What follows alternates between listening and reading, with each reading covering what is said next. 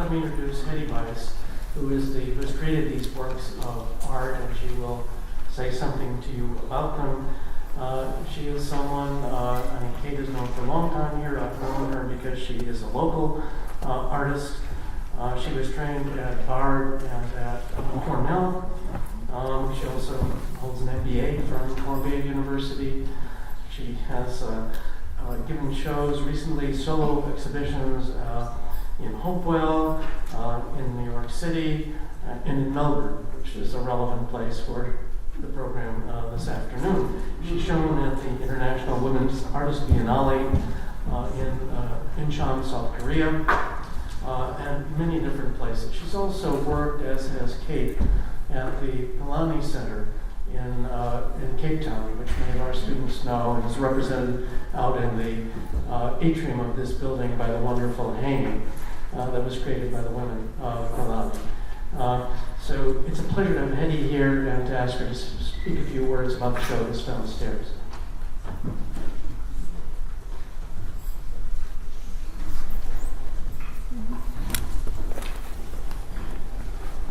Good afternoon, everyone. I'm really honored to be here. Just to give you a little bit about my background, I've painted all of my life, having grown up in a household with a mother artist, where art materials were readily available, and making art was an integral part of our daily life. I've worked both abstractly and figuratively, and explored using a wide range of materials in my art making. For the past several years, I've been working on a series of large-scale animal paintings in mixed media. I first started painting animals when, around 4 years ago, I discovered that the cherished glacial lake, where we have our summer cottage in the mountains of Pennsylvania, was threatened by fracking and natural gas exploration. This lake and cottage have been in our family for 5 generations, and is a very special place in my heart. It's what I consider to be my wild place. While I have been actively involved in environmental issues in this area for many years, nothing on the scale of fracking has ever occurred in this area. Distraught about the possible impacts to this relatively pristine environment, I wanted to find a way to express my distress and angst, as well as my deep affinity and love for the natural environment. How to express this through art? After thinking about it for a while and trying different approaches, I finally decided to explore painting animals, because animals are so integral to nature. They express nature, yet they're frequently overlooked and negatively impacted by human activity. And animals have no voice. I painted fish, birds, mammals, frogs, turtles, insects, and other wild animals like elephants and rhinoceros. Then a few years later, I read Peter Singer's book, Animal Liberation, in which he writes about speciesism, our systematic disregard for animals. I felt both horrified by what he wrote and inspired to respond. And this resulted in the 12 paintings on view here today in the Bernstein Gallery. While my earlier work focused on wild animals, the paintings in this exhibit is on animals that are factory farmed for food: cow, chicken, pig, calf, goose, fish, and laboratory tested: the rat, monkey, cat, dog, rabbit, or negatively impacted by human activity: the California condor made extinct in the wild in 1987. So what is the process that I use as an artist? After reading about the animals in Peter Singer's book and looking at hundreds of images, watching videos, and doing some additional research, I created each animal by hand tearing and gluing down hundreds and hundreds of pieces of paper onto canvas.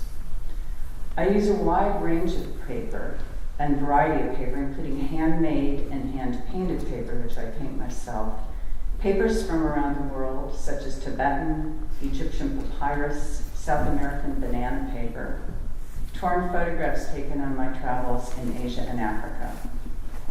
The only paint on the canvas may be in the splattered background. After building up the canvas with layers and layers of torn paper, I then rework the surface by cutting into it, scraping it, burning it, singeing it, and splattering it with paint. In some cases, I may look into how an animal is regarded in other cultures and incorporate pieces of this into the artwork, most notably in the cow on view here today. The cow is considered sacred in parts of the world, such as India, but a mere commodity in most of our culture, raised in factories for meat and milk. I stamped small words into the body of the cow: sirloin, flank, slaughterhouse. In some ancient cultures, cattle were raised for food and sacrificed, and could become so important to the culture that a number of gods took on the form of cattle. So I started printing papers with hieroglyphics from these cultures and incorporated torn bits into the artwork, as well as printed fragments of prehistoric cave paintings of the hunt. Occasionally, I will also use found materials, such as old broken linoleum floor bits pulled up during our home renovation, to provide a different texture and expressive element, as can be seen in the painting Calf. Calves are raised in darkness and deplorable conditions. The calf that I have in this exhibit is black in color and has no discernible eyes. I work intuitively and do not pre-plan my work or have a fixed idea of what the final piece will be. My approach in creating these paintings has been to try to express the essence of each animal as I perceive it.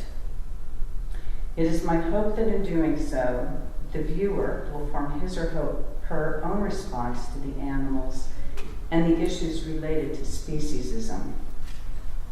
For me, creating is a process of discovery, and I look forward to getting your feedback in the gallery during the reception after the panel. Thank you very much.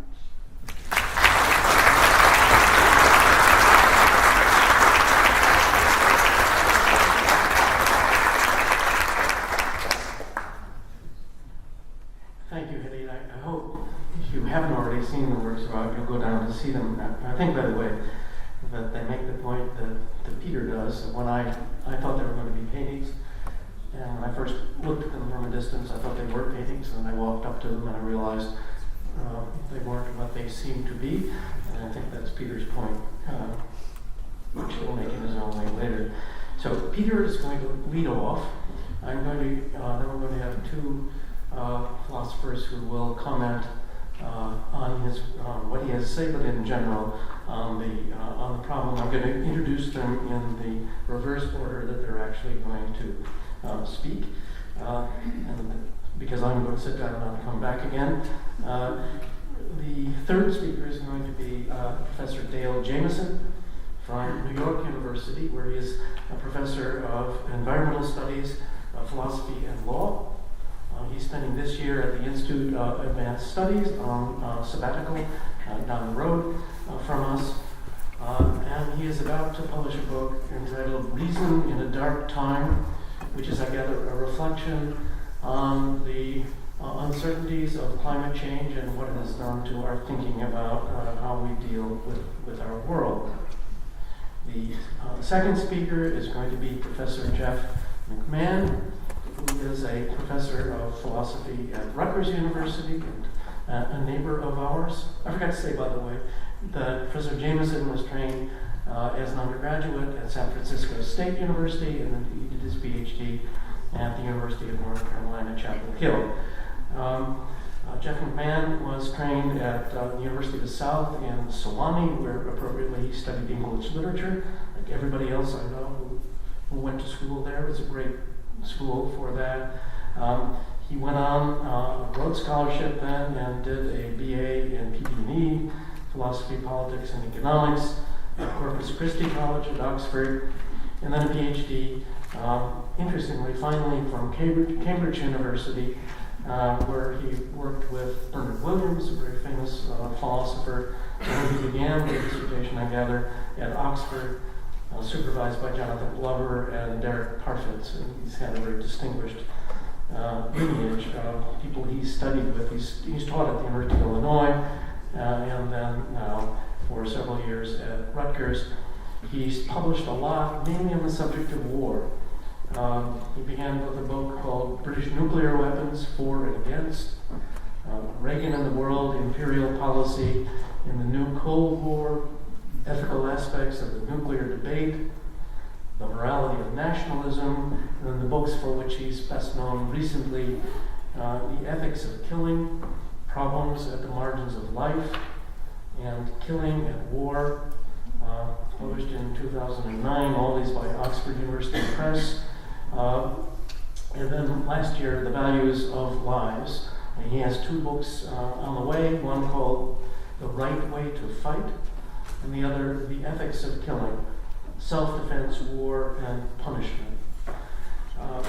And last but not least is our own colleague, Peter Singer. Peter is the Ira W. DeCamp Professor of Bioethics here at Princeton University. He's a member of the University Center for Human Values. He is also a laureate professor at the Center for Applied Philosophy and Public Ethics at the University of Melbourne in Australia, of which he is a native.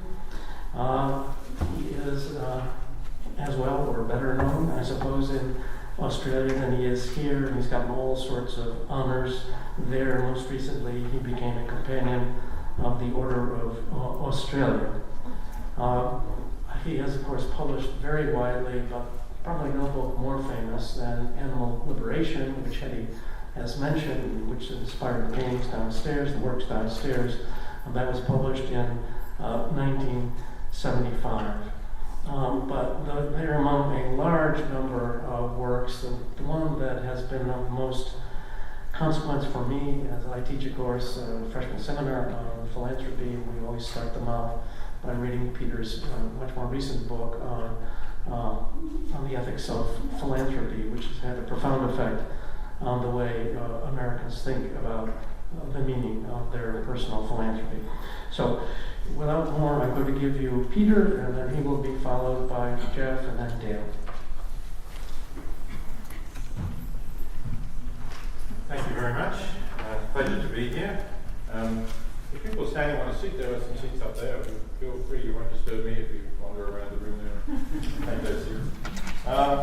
So it's a great pleasure to be here, and it's certainly an honor to learn from Hetty that my writings have inspired her with a series of paintings which is downstairs, which if you haven't seen, I'm sure you will find very powerful and moving works.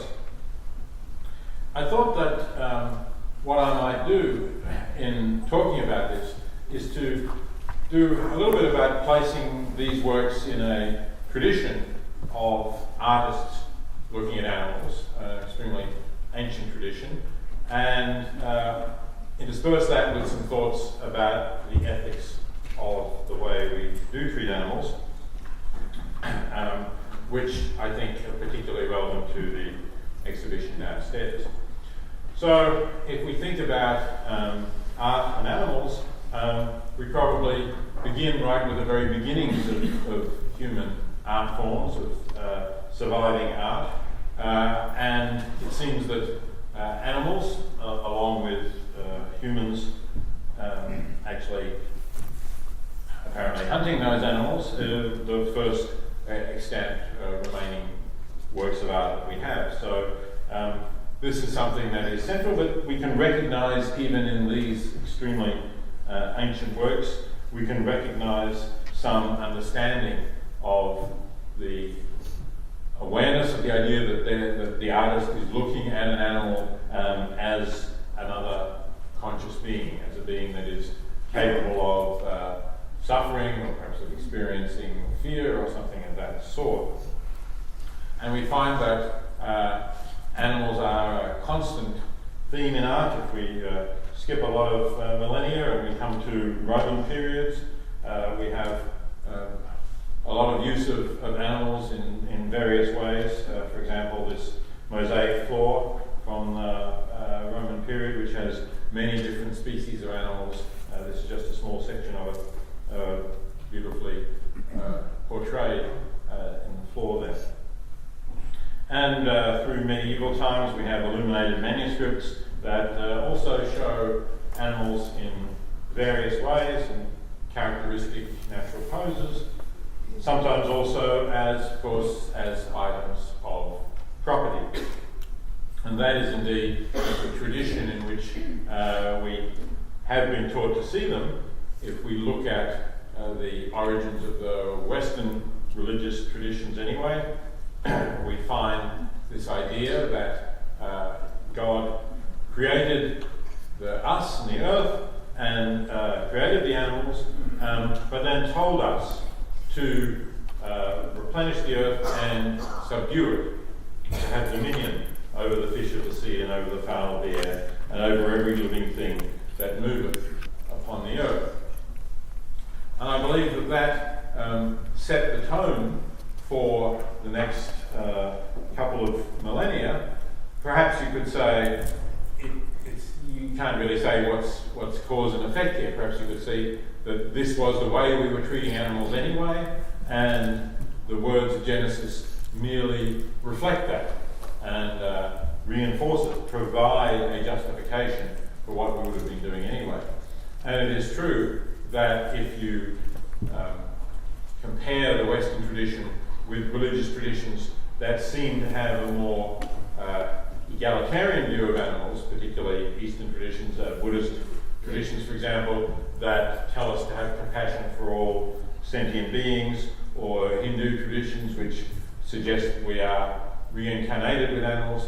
But nevertheless, that isn't reflected in the kind of sharp difference in the way we treat animals when you look at those traditions, perhaps with the exception of sacred animals like cows in the Hindu tradition, but even that is certainly not at all a one-sided picture of reverence and therefore good treatment of the animals involved. So I'm not claiming that this actually is this verse has had a causal effect, but I do think it's reinforced the ideologies and enabled us to feel comfortable in ways that we might not have felt so comfortable otherwise.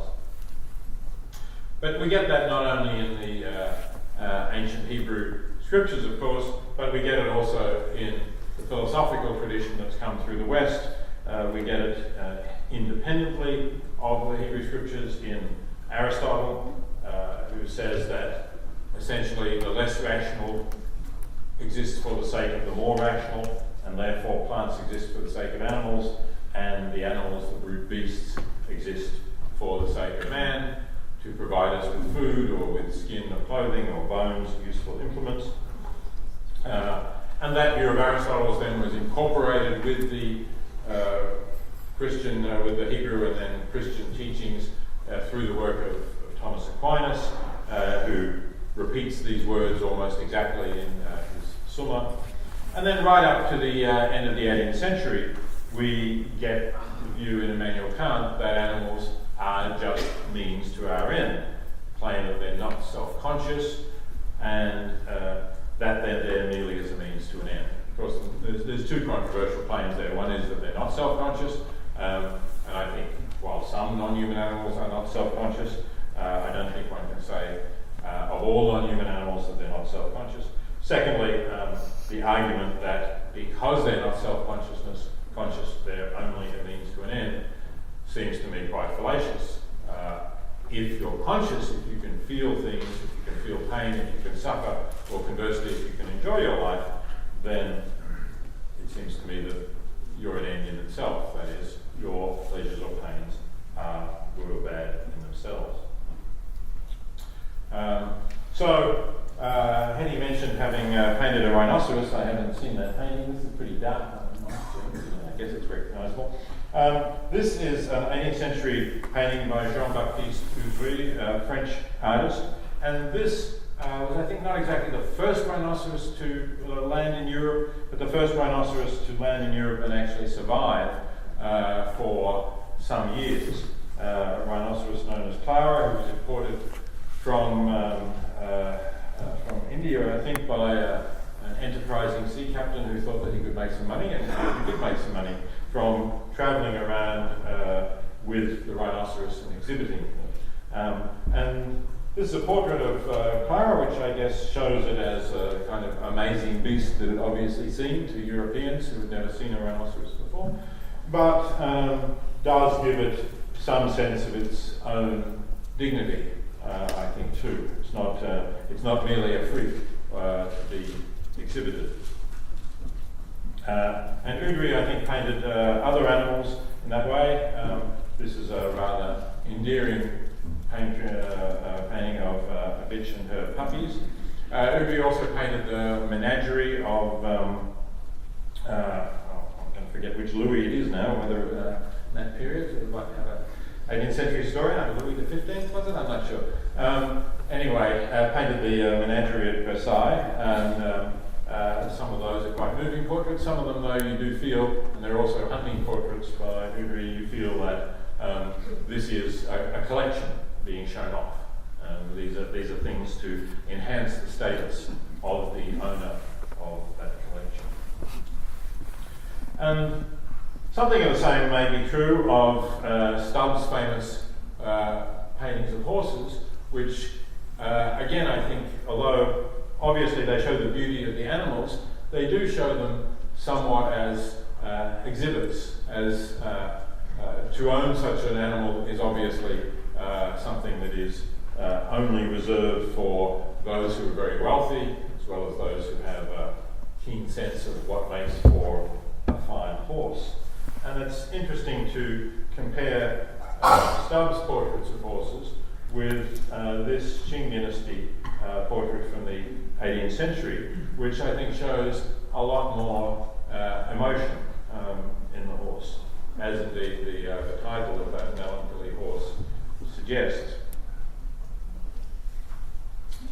Perhaps the most famous or most often reproduced works of art relating to animals come from William Hogarth's 18th century engravings, The Four Stages of Cruelty. And this is very much art with a message to it. So there are 4 stages of cruelty that we see here, and in the first, it relates to a character who is known as Nero. In the first, you see the young Nero as a lad in London engaging in sports of cruelty towards animals, which, as Hogarth says in this, there are many disagreeable scenes of cruel treatment of animals in 18th century London, the very describing of which gives pain. There's clearly an empathy with the animals involved here. And so that's the first stage of cruelty, the making sport of animals in ways that make them suffer.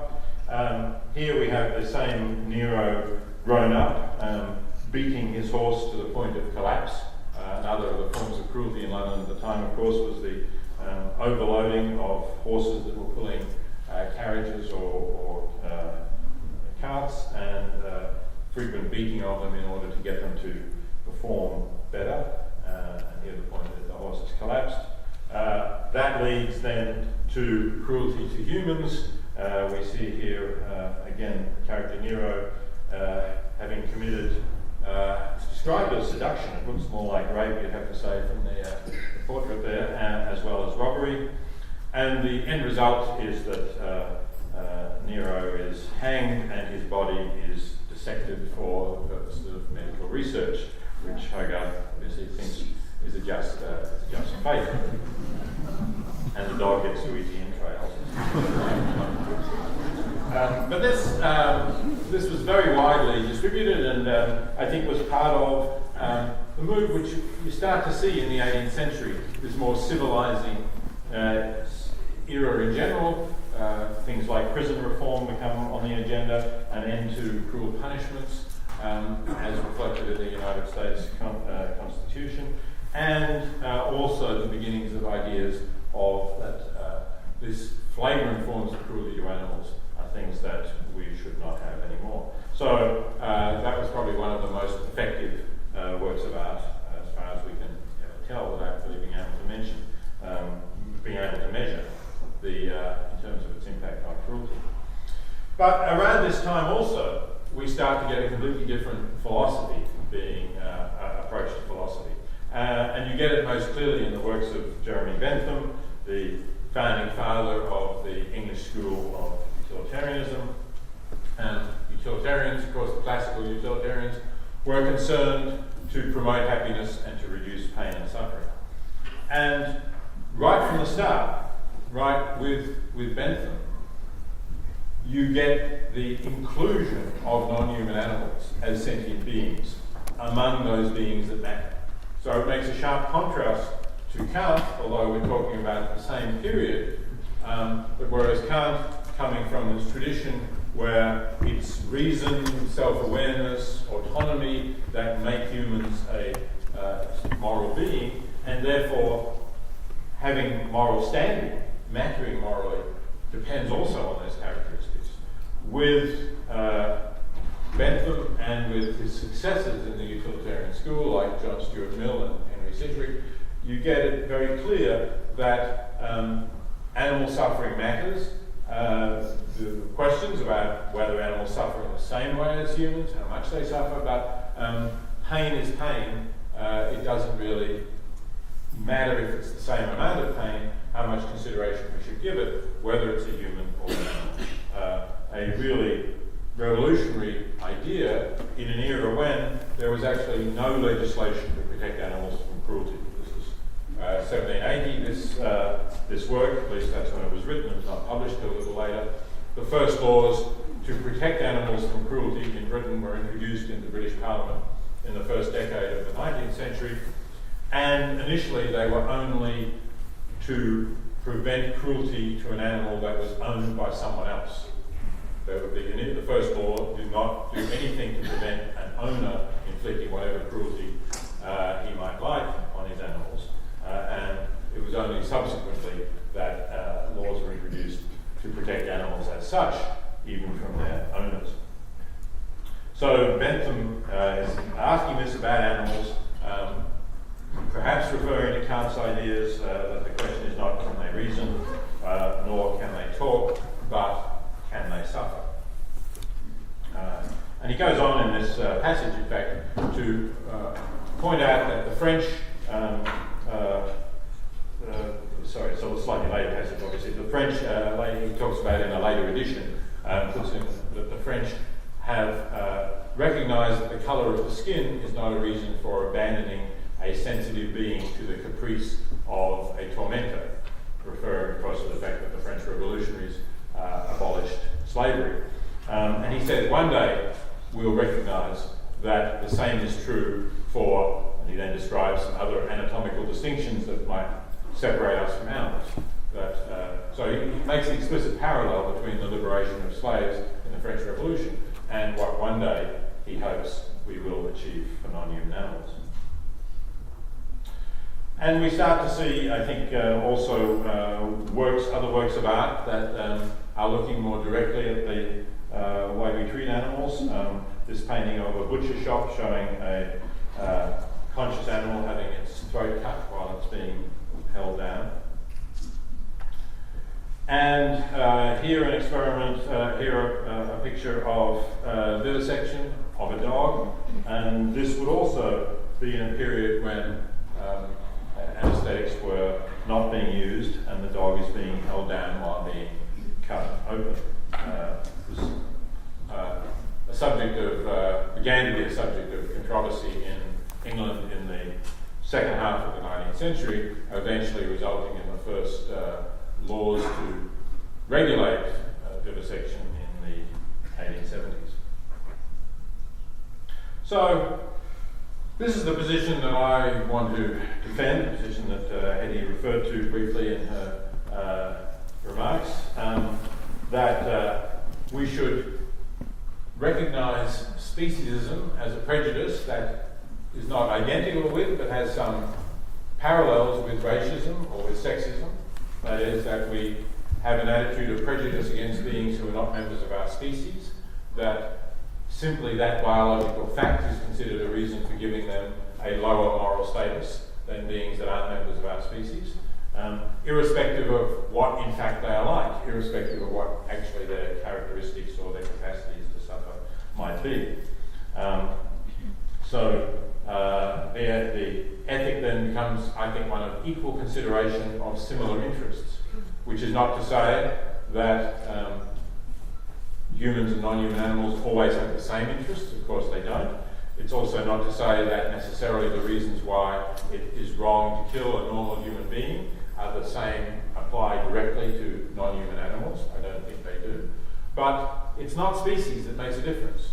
So if you have a human being who perhaps because of profound intellectual disability is at the same mental level as a non-human animal, then at least considered intrinsically, putting aside the interests of others who may care for, love, cherish those beings, at least intrinsically, I don't think there's a difference in the wrongness of killing merely due to the fact that one is a member of Homo sapien and the other is a member of one of the species of non-human animals.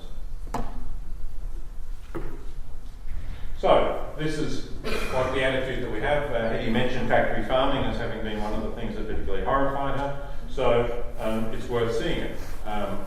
Before you order your Thanksgiving turkey as we get into fall, you might think that this is how the overwhelming majority of them are reared. I guess probably 99% of them are reared in factory farms, crowded into huge sheds that maybe have 10,000 birds in a shed.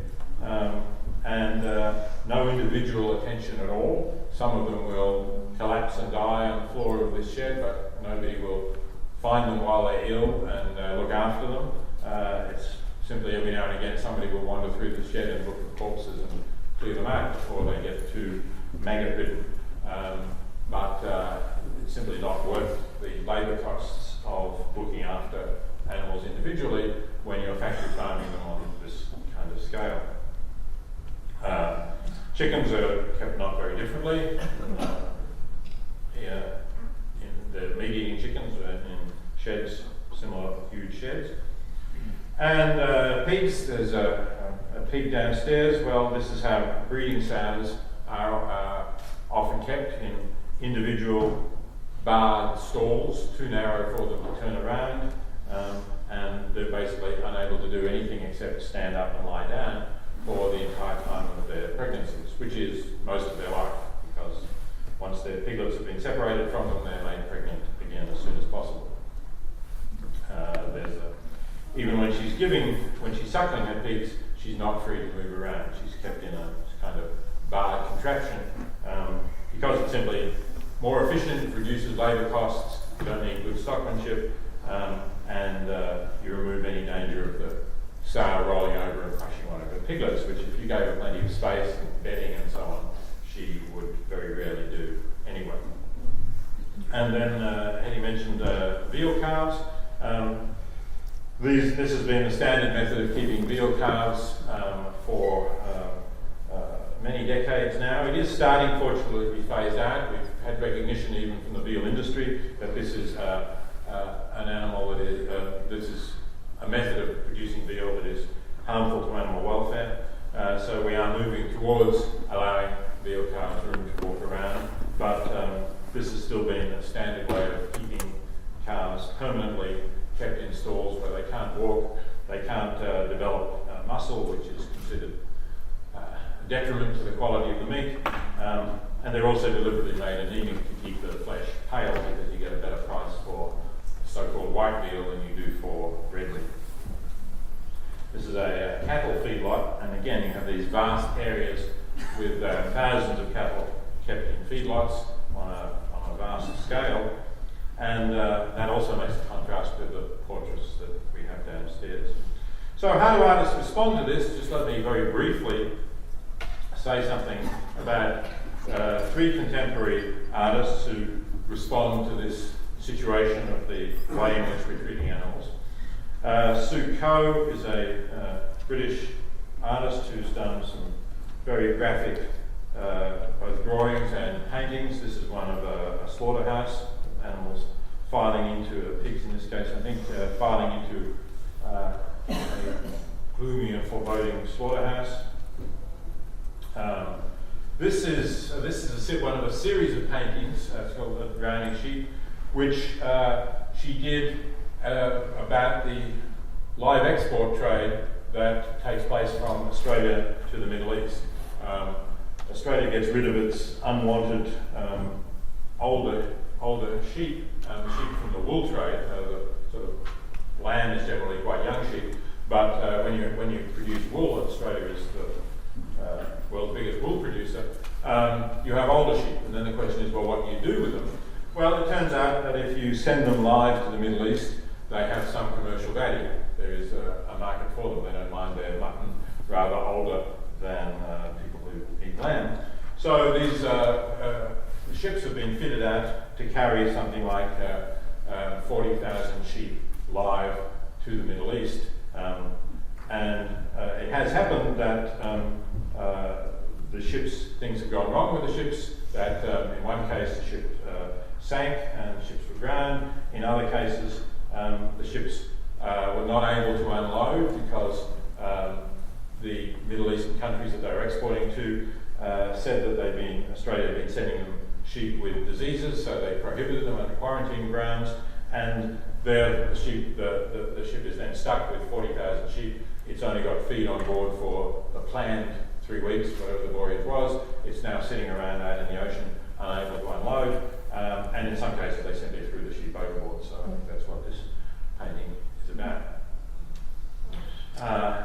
And finally, she has a series called Second Millennium, which is more like kind of Bosch-like nightmare portraits of what's happening to animals being ground up into meat, and that's a close-up of them going into the meat grinder.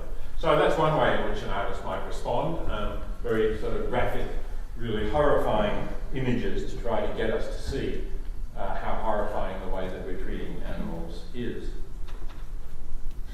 Barbara Dover is an Australian artist who worked for many years in the animal movement, trying to bring about political change for animals, but has also used her art in a much more symbolic way.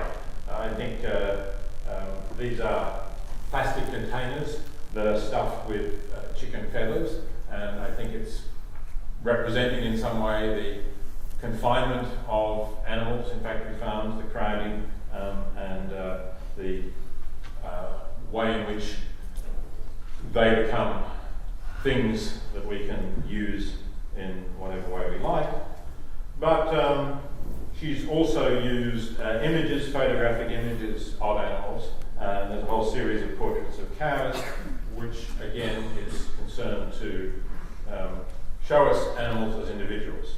And I think that if you look at Hetty's cow downstairs, you'll see something similar in the expression of these animals. This is one of the images downstairs that you find online. So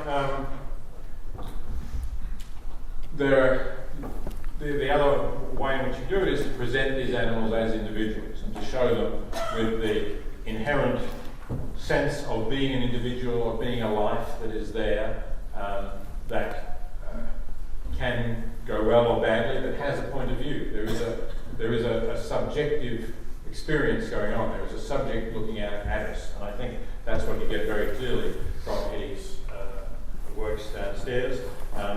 You get it from this portrait. You get it from some of the others that were of animals that are used in both factory farms and in research. I found the portrait of a rat particularly powerful because the rat is one of the chief subjects of laboratory research and has been horribly abused in experiments over many decades. People have very little sympathy for rats. I mean, you just mention the name, it's a term of abuse. But I think you can see in that portrait downstairs that a rat is an individual that has a sense of its own being, perhaps in some way, and is both inquisitive about its surroundings and has interests that we ought to be respecting. So the last word on art, though, I thought it was appropriate to give not to the human artists presenting animals, but to one of the animals themselves. So I'll close with a painting by a chimpanzee. Not sure what exactly it's saying, but we'll leave that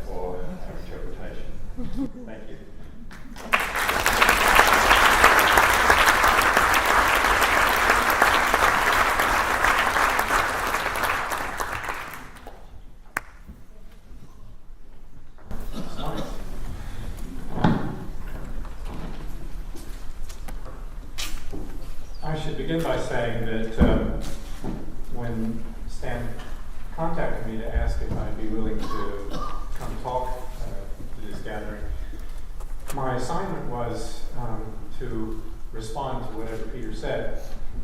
And I didn't know what Peter was going to say. So I haven't done any significant preparation for this. I was listening to what Peter said, and happily it did connect with something that I think is worth saying here.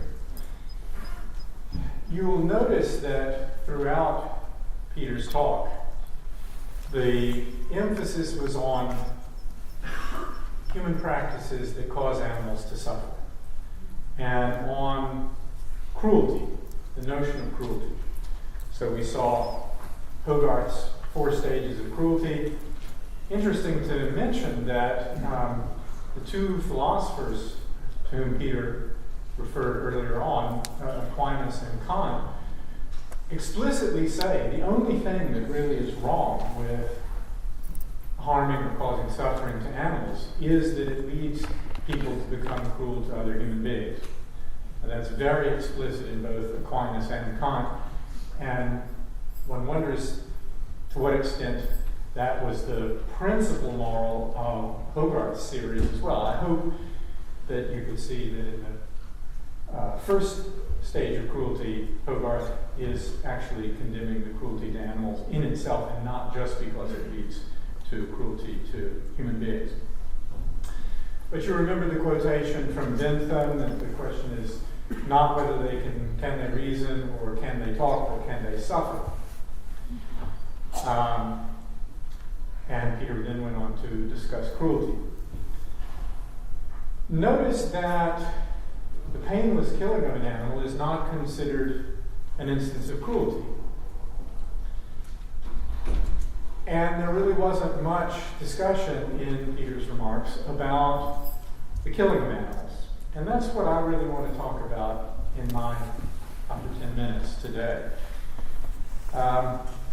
It's very common now to think that if our practices involving animals don't cause them to suffer and don't involve cruelty, but do involve prematurely ending their lives, killing them painlessly, that's not such a big deal. We can, that's acceptable. So I remember reading many years back a little biographical portrait of Temple Grandin, an autistic woman who felt greater sympathy for animals, she thought, than she did for other people. She felt she had more in common with them, and more of an empathetic response to the way that animals feel than she could with human beings. And then she went on to design chutes for leading animals to be painlessly killed, in which they would be taken to be killed in a way that enabled them to feel calm and comforted and so on. And she seemed to think that this was a real triumph. And no doubt it is better, if you're going to kill an animal, to kill it in a way that doesn't involve causing it terrible panic and fear and so on. But I thought that was a very bizarre thing for someone who claimed to feel this empathy with animals to take to be a project, facilitating the killing of these beings towards whom she was empathetic. Peter also focused on factory farms in the examples he gave of our abuses of animals. The focus here was on the way in which the means of rearing these animals caused them misery and suffering throughout their lives, but not on the fact that these lives end in premature death. And I think a lot of people believe that while factory farming is really quite terrible because of all the suffering and misery that it causes to the animals, it's okay to buy and eat meat that comes from animals that are reared humanely. A lot of people think that they're doing enough if they buy only meat that comes from places where the animals are reared without being caused to suffer and are killed painlessly. But I find that very puzzling. I mean, you might think, well, there is some general asymmetry between causing suffering, which is intrinsically bad, and causing death, which is not intrinsically bad. Death involves just the deprivation of the pure benefits of continued life. And so if you think it's less important to bestow benefits on individuals than it is not to cause them to suffer, that would support this idea that it's acceptable to raise animals without causing them to suffer, but then to kill them prematurely but painlessly in order to be able to eat them. But notice that we don't think that way about other human beings. We think that our being able to continue to exist is very important, just as important as it is to avoid suffering. In fact, we ourselves are willing to undergo quite a bit of suffering in order to be able to enjoy the pure benefits of continued life.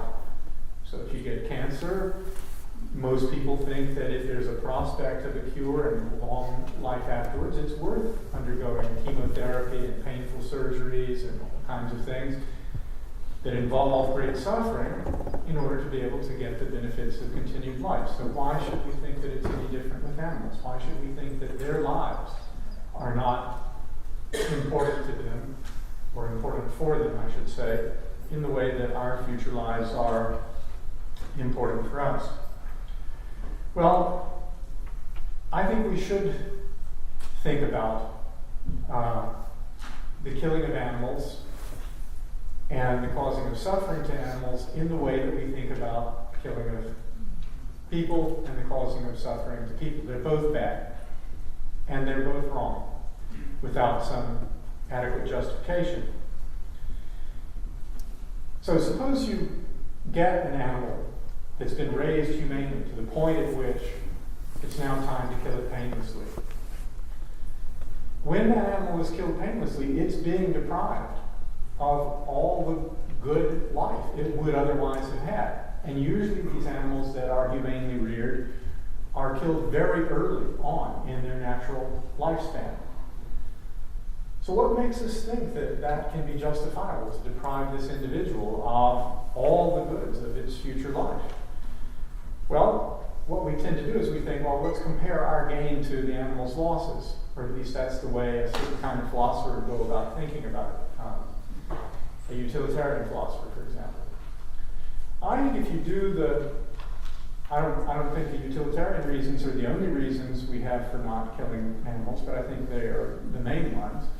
And I think if you think about it for a minute, you'll see that the animal's gains, the animal's losses in being killed, typically greatly outweigh our gains. The gains that we get from eating animals aren't the pleasures of the entire eating experience. It's only the difference in pleasure between what we would get from a non-meat meal and what we would get from eating meat. So it's not all the pleasure you get from the meat that has to be justified. It's just the incremental gain in having meat rather than some good non-meat meal. So that's on the plus side, however many meals one gets from eating an animal. On the negative side, there's years and years and years of good experience that this animal could have, of which it's being deprived. And those of you who have lived with animals or know something about animals are probably aware that they enjoy their food too. I think my dog actually enjoys the kind of nasty stuff that he eats far more than I enjoy the good vegetarian stuff that I eat. And these animals would be eating all the time for days and days and weeks and months and years. So I think if you do the utilitarian sums, you get the conclusion that it's wrong to kill an animal painlessly, even after it's been reared humanely and kindly. So that's the thought I want to leave you with. If you have been moved by Peter's remarks and the paintings that you see downstairs, and you think that maybe you're doing well enough if you're getting all of your meat from Whole Foods and it's got little things that say, not factory farmed and humanely reared and that sort of thing. What I'd like to say to you is that's not enough. You should become vegetarians or vegans instead. Thanks.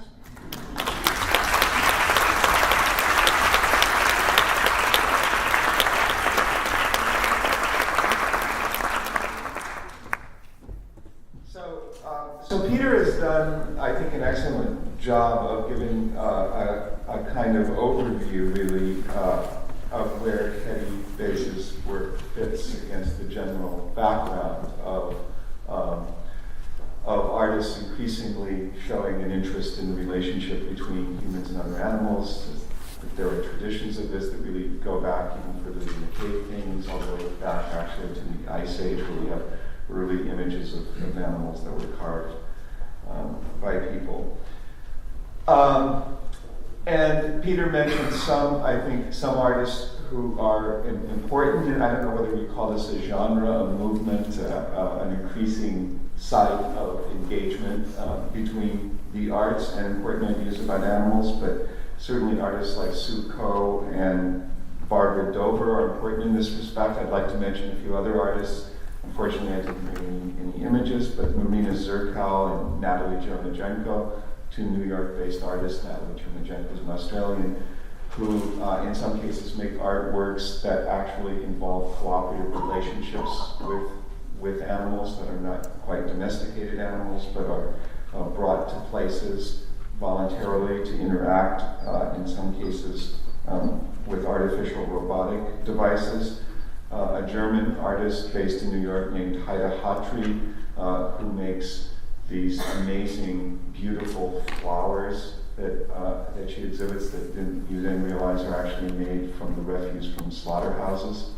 So there's an enormous amount of stuff now that's going on, I think, in the art world that relates to our relationship with animals. And I think the work that Hetty Baiz is doing occupies an honored place against that background. The work that she has shown us downstairs is, I think, interestingly confronting, in the sense that we look at these images of these animals, they confront us, they look at us, we look at them, but yet they aren't confrontational images in the way, say, that Sue Coe's images are confrontational.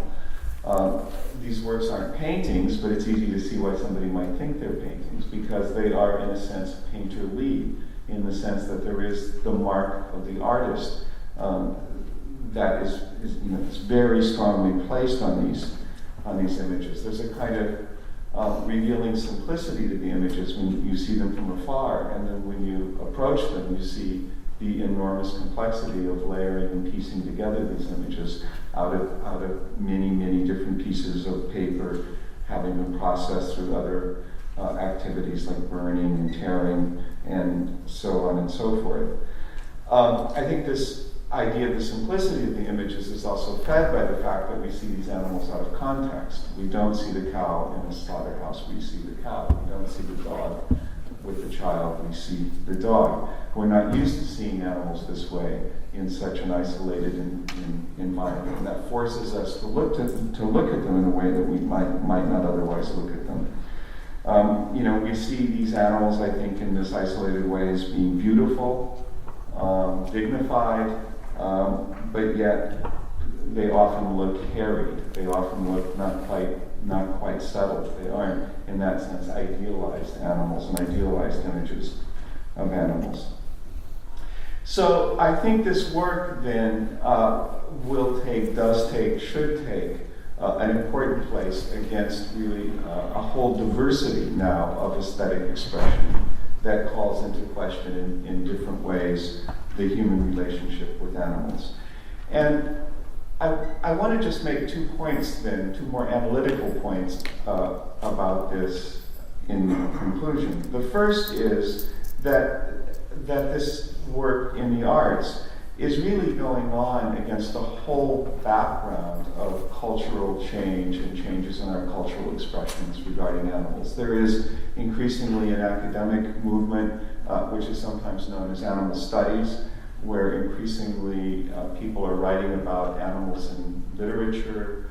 People are interested in the roles of animals in performance, and in all kinds of areas where animals had previously been invisible.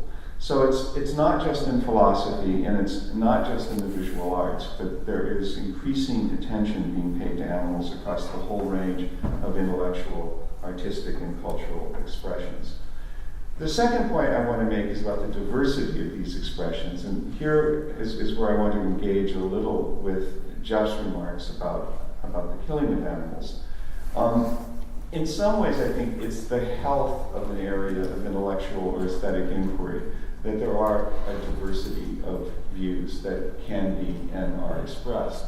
It shows that somehow these issues have become of such great cultural moment that the wagons don't have to be circled and not everyone has to agree about the particular theoretical underpinnings of the view. And when it comes to philosophy, I think it's worth noting that in some ways the difference of opinion about whether it's intrinsically wrong to kill animals, even if they aren't self-conscious, is a view that's been very much debated among philosophers really for now 30 years. Peter's book, Animal Liberation, was published in 1975, and the views about the killing of animals that Peter explained to us today were pretty much those that were represented in that book.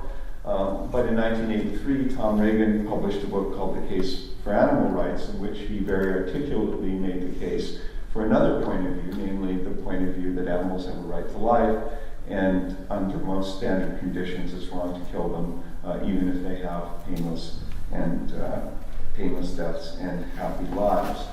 Now, I just want to conclude by saying two things about this. The first is, there's really, theoretically, now I think we're at a place where we've thought about these issues enough to recognize that there's really a whole raft of important issues that are not yet fully closed and fully theorized. I think they have to do, for example, with the relationship between companion animals and domestic animals.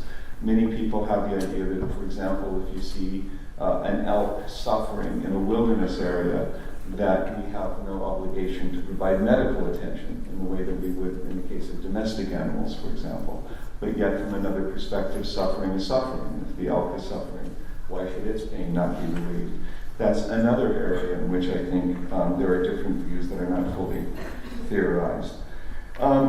There are also questions about endangered species. I mean, is the fact that one animal represents a shrinking population, does that give that animal more value than if an animal is from a common species? Well, again, culturally we tend to behave as if that's the case.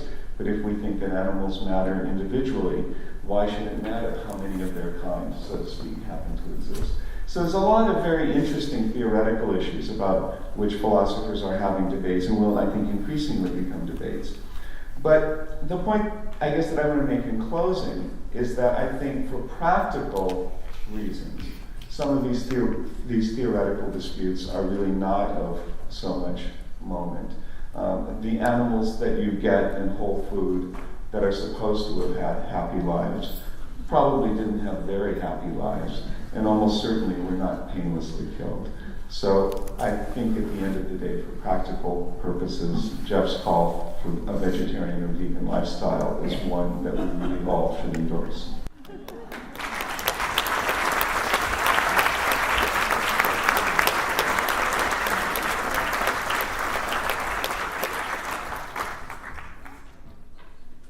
I want to thank all three, those three remarkable talks. And Peter doesn't want to respond now, so we do have about 20 minutes for you to ask questions or make statements. We have got microphones here, and I'm going to ask you to come down, if you want to speak, to come down and use one of the microphones, and if you would identify yourself, please.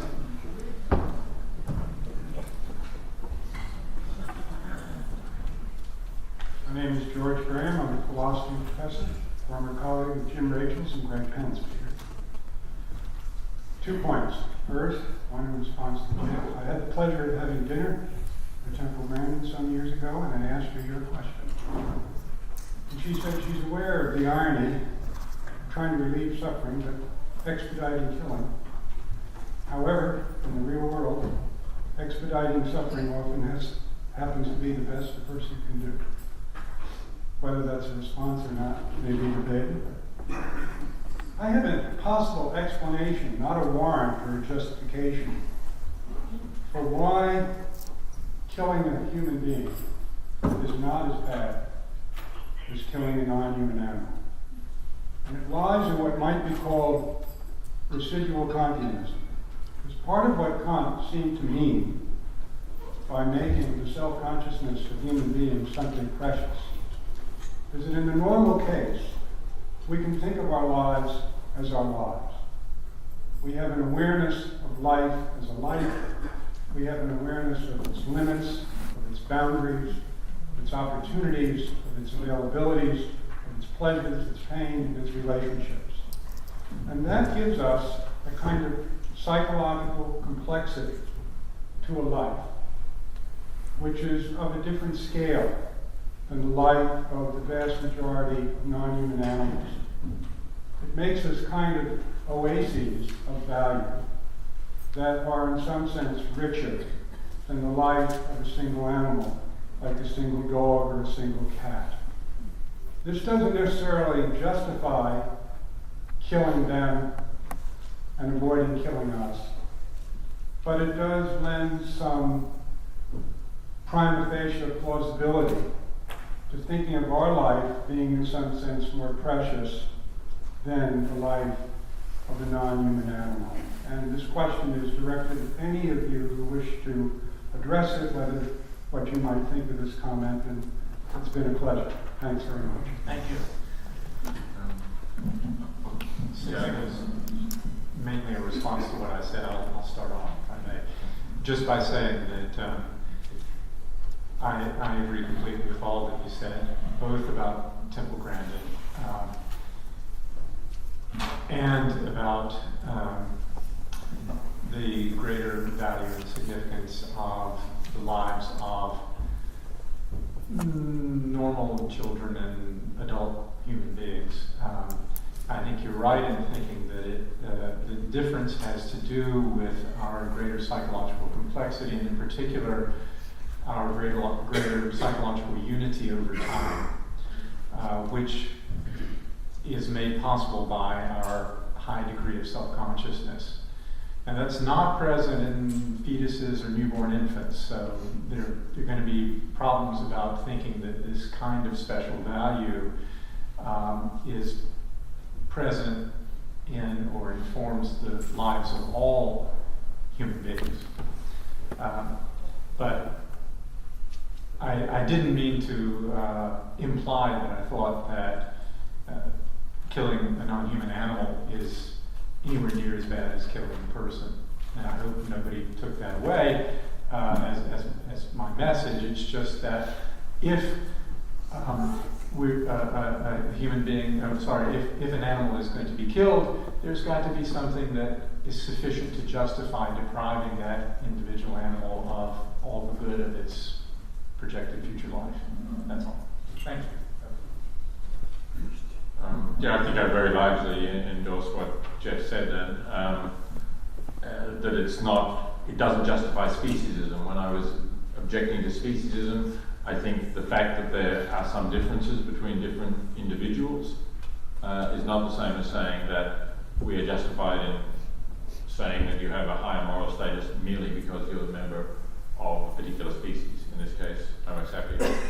I would like to add, since you mentioned Temple Grandin, that I've also had contact with her over the years, and I think she's doing what she can, in fact, to reduce the suffering of non-human animals. It's a somewhat invidious position to be in, but I can understand why she should be taking the steps that she has. I think she has actually very significantly reduced the suffering of non-human animals.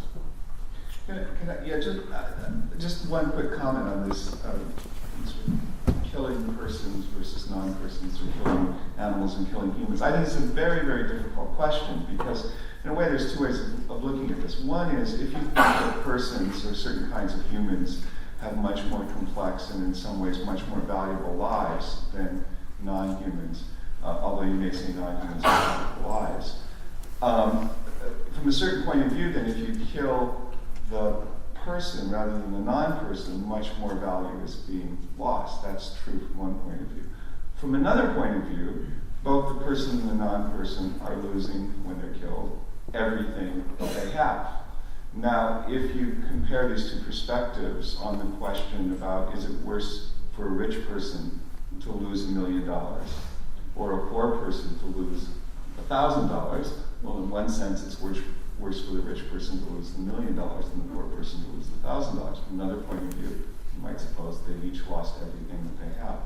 And I think in some way the same sort of puzzle, or at least conflicting set of intuitions, comes up with the animal case. Thank you. Can I ask you to hold it for just a minute? I'll take this gentleman and then sit down for just a second. I had a question, and I should make a point about Peter's concept of speciation. Now, of course, we understand mammals are very similar to us, and there's no question that they feel pain and they suffer. There's no question about that. Then we get to the species of birds, turkeys, chickens, ducks, and so on. And do they feel pain? Are they suffering when we kill them? I think so. Then you get to the next level of species, or the two levels of species that I wish to talk about, and that's fish and insects. Now I say insects, well, we kill them, we step on them, they're pain. But ants have a developed society. They do, we know that. And if you take this concept to its full reality, you have a right to kill ants. And then I'll get to fish. And people fish for sport, we fish for food. And the question I give to the panel is, what is the position on fish? We kill millions of fish every year, to the point where some of these species are disappearing. Do fish feel pain? Do fish suffer at all? Or are they part of the speciation that do not feel pain or suffer? Because fishermen will tell you that, oh, fish don't feel pain. Is there anything we say about this? Is there any data related to how fish feels? Yeah, thank you. It's a good question.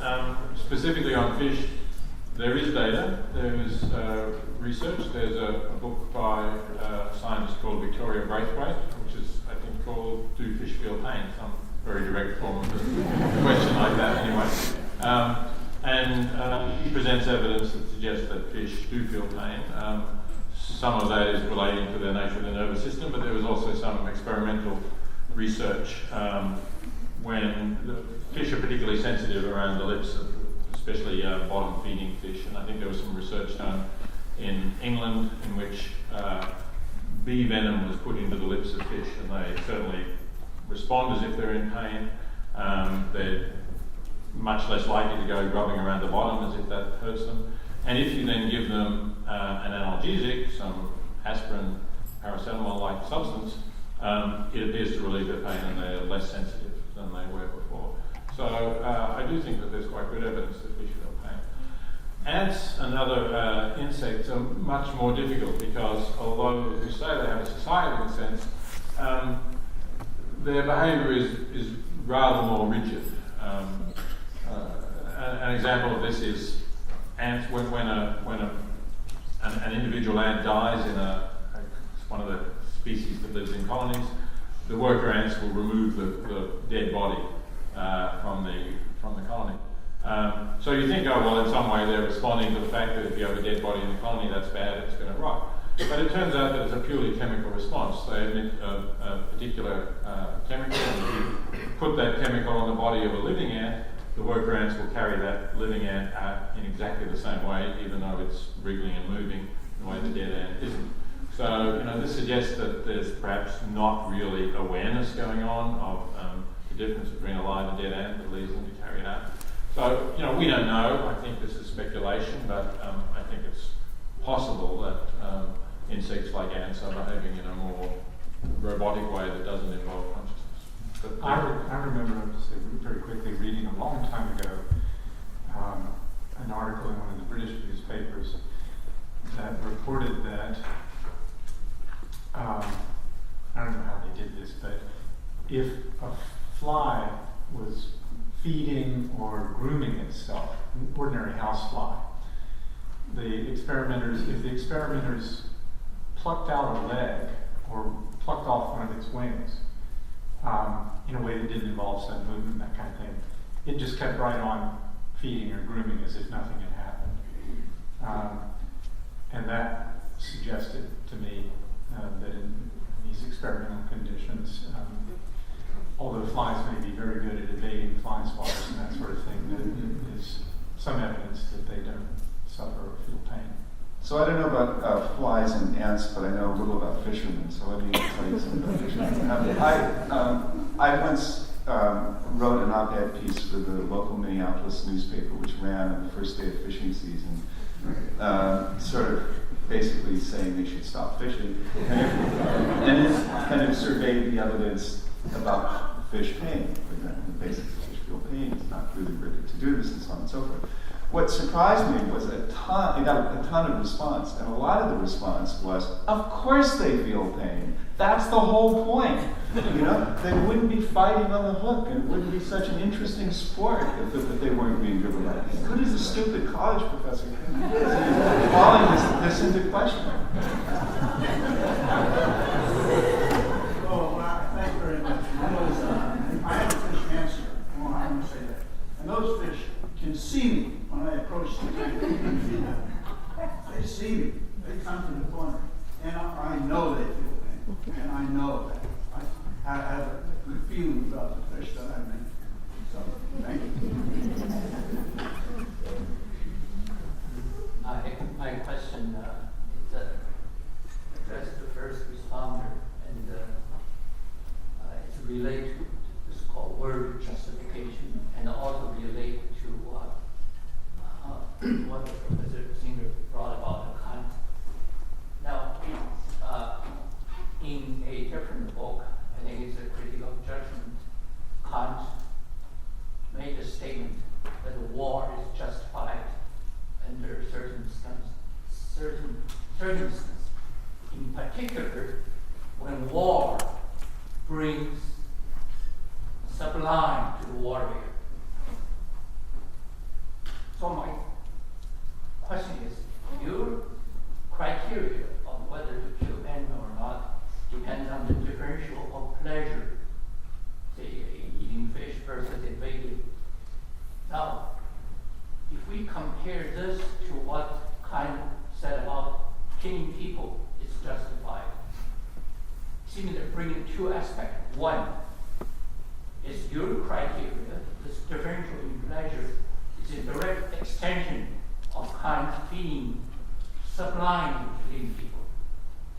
And two, if it is, then you're bringing a criteria for morality from something sublime, which I don't know whether it's sensual or supersensual, to the level of pleasure, which is definitely sensual. So can you address these two aspects? One, is yours an extension of sublime in killing people? And two, are you changing the criteria of morality from something supersensual to sensual? Thank you.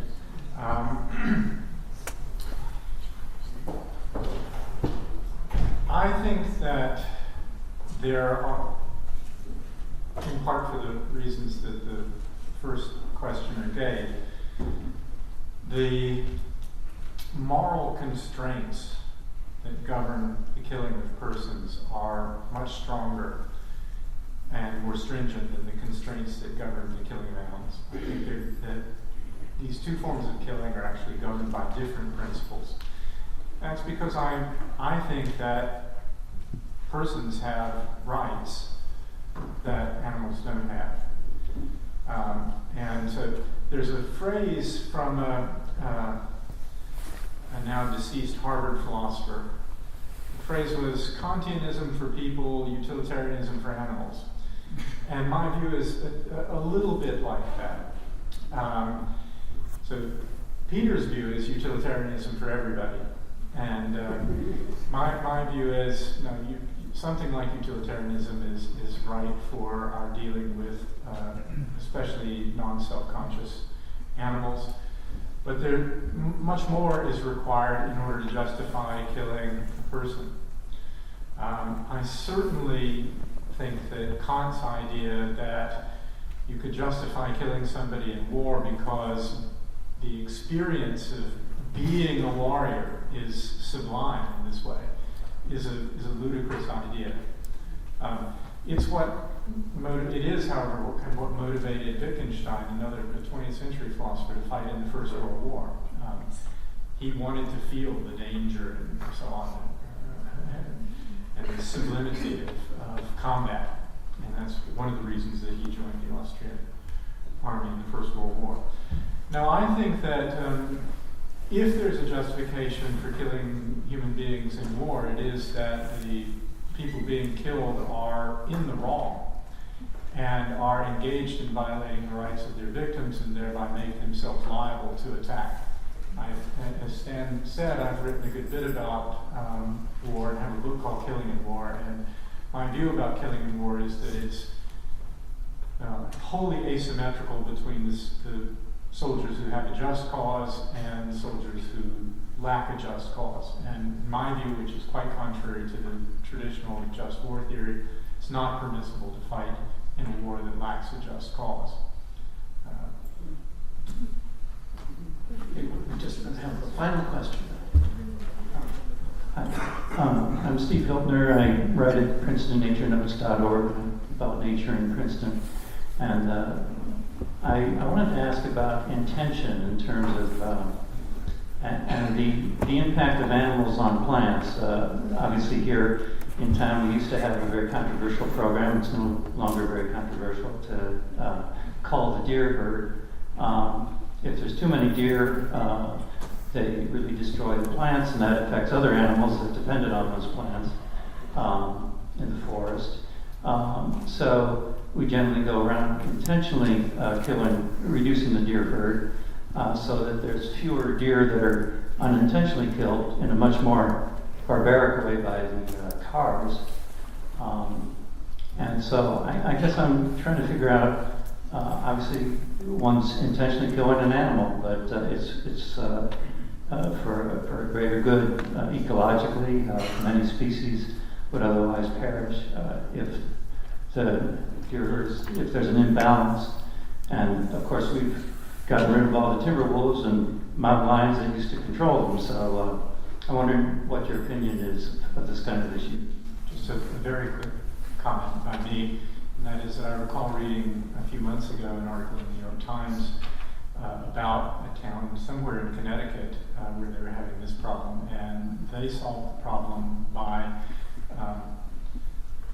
some kind of birth control for the local deer. Well, you're saying that, but what the New York Times said was that it did work in this town in Connecticut. So let me first address your specific question about intention. On the ethical view that I hold, what we want to do is reduce suffering. I agree that with Jeff's remarks to the extent that if animals are enjoying their lives, leading good lives, it's good for them to continue to do so. But it doesn't really matter to the animal whether it's killed by a car or by a bullet, assuming that both of them kill it equally quickly. And in fact, if you have a good shot, I guess, an expert marksman, you probably can do that more humanely with a bullet than with a car.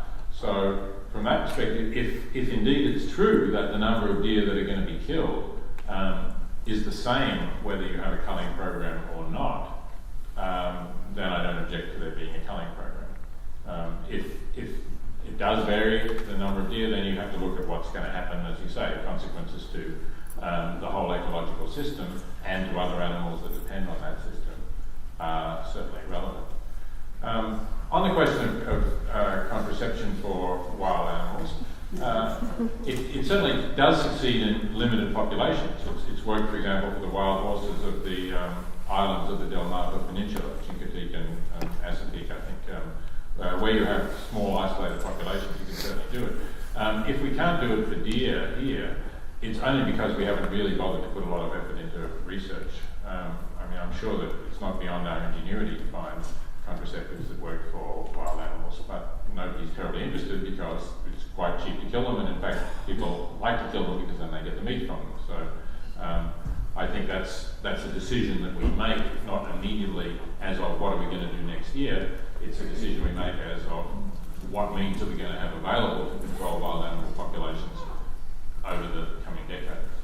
So the thing is, we've got all these problems. We've got overpopulations of deer. We have nasty oceans that are attacking our summer houses. You know, we have forest fires that are, that want to burn down beautiful houses and mountains.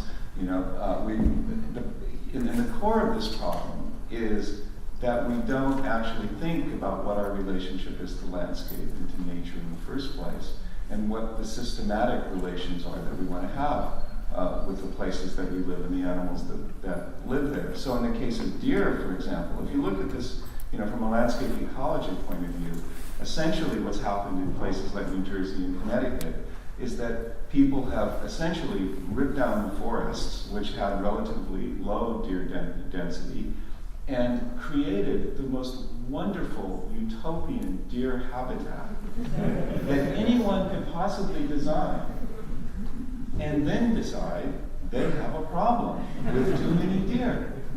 This is really an instance of the same problem that happens when people build houses on barrier islands, and then much to their shock and horror, actually have problems with seawater intrusion. And we can go on with the list of these kinds of problems, but the real solutions are in starting to think about what our community should look like spatially, as well as in other respects.